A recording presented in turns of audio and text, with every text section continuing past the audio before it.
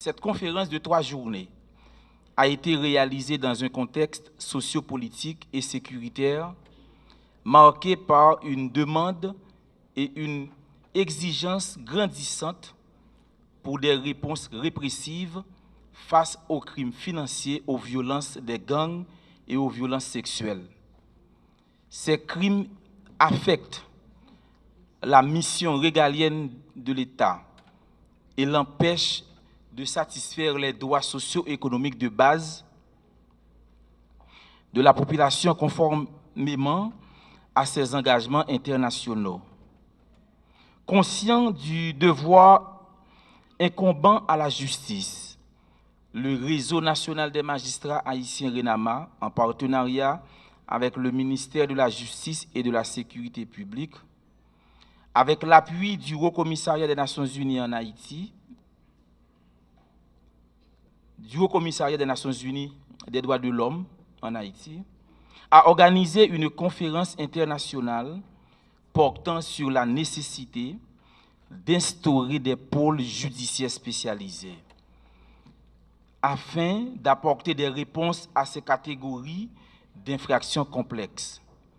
Les discussions et travaux ont eu lieu autour de 4 panels composés d'experts haïtiens et étrangers. 1. Sur la nécessité de créer des pôles spécialisés dans la justice. 2. Sur le processus de création de ces pôles avec ses avantages et ses défis. 3. Sur le cadre légal et institutionnel existant en Haïti pour la création de ces pôles. 4. 1. Sur l'opérationnalisation de ces pôles. Recommandations. Le processus de mise en œuvre de la création de ces pôles pilotes spécialisés a été proposé en 2 étapes. Première étape, considérer au niveau du comité interministériel la nécessité de créer 2 pôles spécialisés dans la justice, qui correspondent à 2 catégories d'infractions complexes. Crimes financiers, crimes liés aux activités des gangs, en particulier les crimes sexuels et les enlèvements. À travers une mesure réglementaire, mettre en place 2 pôles pilotes. 2 pôles pilotes, ça peut se faire PM. Spécialisés au niveau de la juridiction de Port-au-Prince et de celle de la Croix-des-Bouquets, comportant au moins 2 sections. Une compétence sur les crimes financiers et l'autre, une pour les crimes liés aux gangs, dont les agressions sexuelles et les enlèvements, avec un dispositif de police judiciaire de la DCPJ rattaché à ces pôles. Deuxième étape, formalisation et la désignation des magistrats et agents de la DCPJ qui feront partie de ces pôles, par appel à candidature parmi ceux ou celles déjà en poste depuis au moins 3 ans dans la même fonction pour laquelle il ou elle postule, ce en collaboration avec le CSPJ. Les candidats seront recevables pour les 2 degrés de juridiction, à savoir première instance et appel. Et je vous remercie que malgré les difficultés sociopolitiques que nous avons, que vous pensiez à notre système de justice et que vous anticipiez même ce qu'il faut faire pour l'avenir.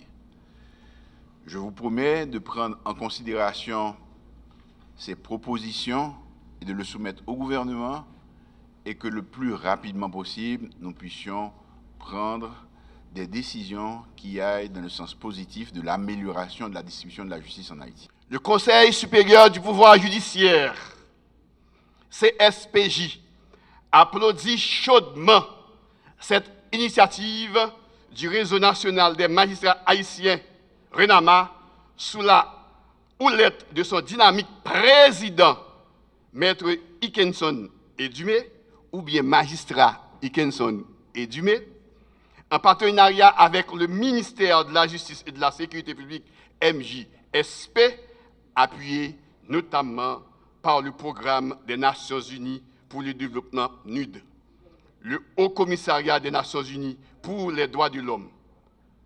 De même, le CSPJ félicite vivement toutes les personnalités qui ont contribué à la conception et à la matérialisation de ce projet désormais réalisé, notamment les différents intervenants qui se sont succédés au cours de ces 3 journées de rencontre.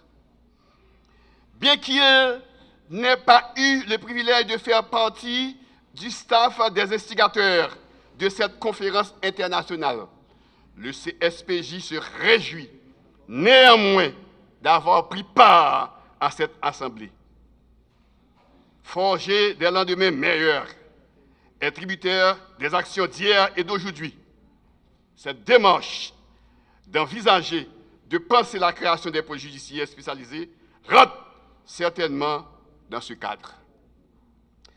Œuvrer à la mise en place en Haïti de pôles judiciaires spécialisés en matière de crimes économiques et financiers, de crimes sexuels, de violences urbaines est certainement un pas franchi dans la bonne direction. Force est de constater toutefois que cette démarche doit s'élargir au sein de la magistrature haïtienne, ne serait-ce qu'au fur et à mesure à de nombreux autres champs, tels les crimes liés à l'usage de faux en écriture, au kidnapping, à la traite des personnes. Dans ce même ordre d'idée, il convient de redynamiser ou de rendre à nouveau fonctionnelle la cellule judiciaire spécialisée en matière de trafic et d'abus de stupéfiants. Vous avez beaucoup de travail. À noter, en outre, que le besoin d'actualiser les différents codes de loi se fait urgemment sentir dans le système judiciaire haïtien.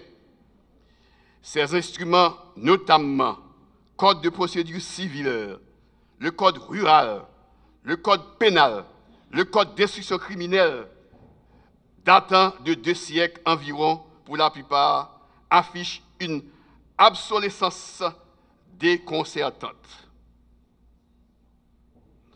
Le Conseil supérieur du pouvoir judiciaire apprécierait hautement que le suivi nécessaire soit proprement assuré en rapport avec la feuille de route d'actions prioritaires envisagées ou retenues dans le cadre de ces travaux qui viennent d'être remis au titulaire du ministère de la Justice et de la Sécurité publique. C'est avec beaucoup de fierté que je ressens ce privilège exceptionnel qui m'a été offert de contribuer à la réalisation de cette conférence internationale sur la création des pôles judiciaires spécialisés dans le système judiciaire haïtien. Les sujets débattus ont toujours été au centre des discussions sur le fonctionnement de la justice. Nombreux sont ceux qui croient, et ils n'ont pas tort, que la façon actuelle d'appliquer les dispositions de loi stagne dans une pratique routinière qui mérite d'être révisée. Il ne fait pas de doute que le processus risque de se révéler long, mais il fallait bien commencer quelque part. La velléité de créer des pôles spécialisés n'est pas nouvelle. Elle ne s'est pas poursuivie. La création du tribunal spécial du travail, du tribunal terrien de l'Artibonite, du tribunal pour enfants, constitue autant d'expériences qui ont permis, en dépit des faiblesses organisationnelles, de constituer un timide corpus de spécialisation. Aujourd'hui, les nouvelles tendances de la dynamisation sociale exigent une approche plus étendue vers les réalités de l'heure. La lutte contre la corruption et le blanchiment des avoirs requiert l'introduction de pôles financiers. La lutte contre la violence et des conséquences appelle à une réflexion sur l'institutionnalisation d'un cadre spécialisé adéquat. Dans la feuille de route que vous avez préparée, en vue de soumettre au gouvernement constituera le point d'ancrage des stratégies à adopter. Il va sans dire que le gouvernement va faire état de cette feuille de route, les défis et les solutions que cette approche va soulever pour sa mise en œuvre.